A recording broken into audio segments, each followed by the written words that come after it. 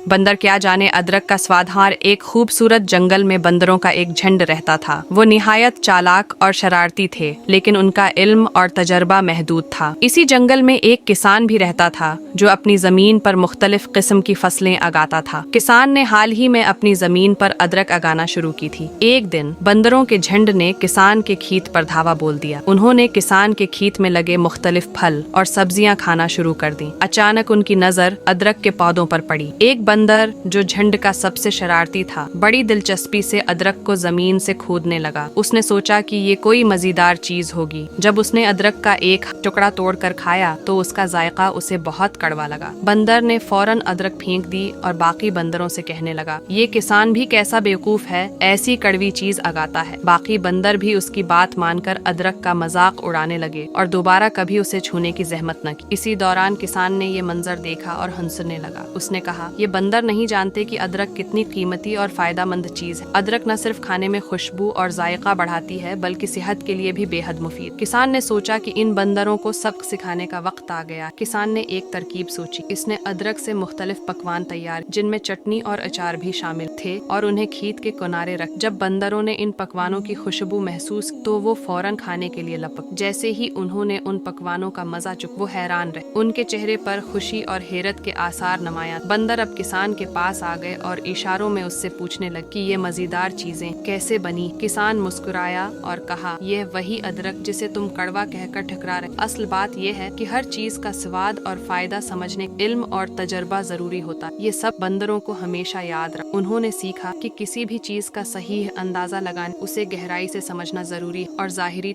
या पहली राय पर ही फैसला करना दरस्त। नतीजा, इस कहानी से हमें ये सबक मिलता कि किसी भी चीज को ठुकराने या उसकी अहमियत को कम करने से पहले इसके बारे में पूरी मालूमात हासिल कर। जल्दबाजी में किया गया फैसला अक्सर गलत साबित होता है और इल्म और तजर्बा ही किसी चीज की असल कीमत समझने में मददगार होता है।